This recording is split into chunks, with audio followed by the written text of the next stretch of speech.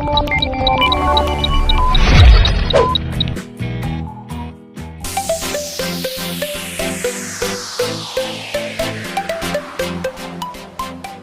du point de vue de la portée, il faut savoir que c'est déjà une loi organique.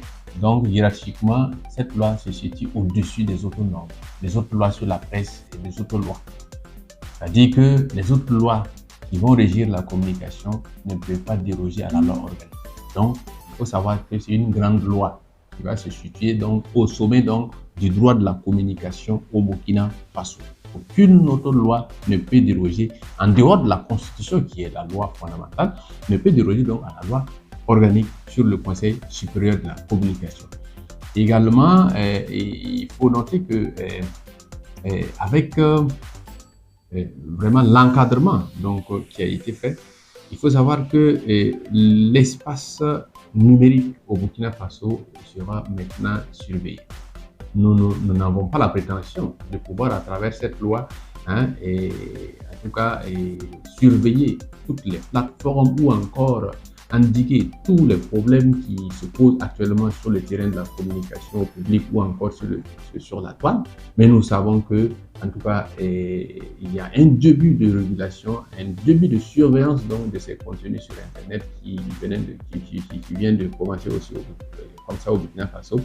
Et cela pour répondre à un besoin, le besoin donc d'encadrement donc de ces contenus, mais aussi le besoin de responsabiliser davantage tous les acteurs donc de ces sites de communication au public, de ces plateformes numériques. Du point de vue des enjeux, l'enjeu c'est quoi? C'est déjà d'amorcer donc une régulation ambitieuse, parce que jusque-là, il faut se dire que nous faisons donc de la régulation, mais qui ne prenait pas forcément en compte toutes les nouvelles problématiques, notamment celles qui se posent sur le terrain de l'Internet. Et ici, l'enjeu, c'est de pouvoir, en tout cas, mettre pied sur la toile, c'est-à-dire permettre à l'État d'encadrer donc les contenus de ces plateformes et de ces réseaux sociaux conformément aux recommandations des instances internationales mais aussi des grands groupes internationaux donc du numérique qui recommandent à chaque État de faire un minimum d'encadrement pour accompagner l'autorégulation que eux ils sont en train de faire, parce que malgré leurs efforts, il y a encore des limites et il fallait que chaque État donc amorce donc ce minimum d'encadrement. Il s'agit également de responsabiliser, comme je l'ai dit, davantage tous les acteurs, que ce soit les bénéficiaires de la liberté d'expression, mais aussi les plateformes numériques et les réseaux sociaux, les opérateurs donc de ces plateformes-là, pour que ensemble on fasse un peu de la co-régulation, que les efforts de chacun puissent contribuer donc à un meilleur encadrement donc de cet espace de liberté que nous devons à tout prix préserver. Préserver pourquoi?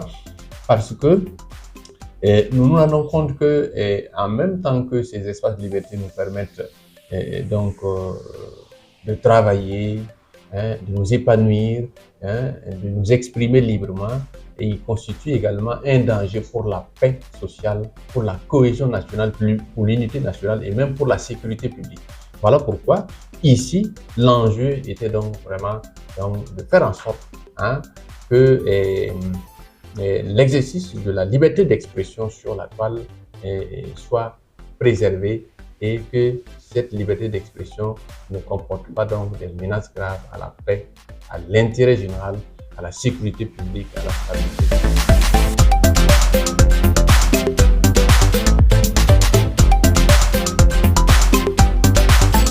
Il faut se dire que quand vous considérez l'exemple seulement de Facebook, il faut faire la part des choses entre les amis et les suiveurs.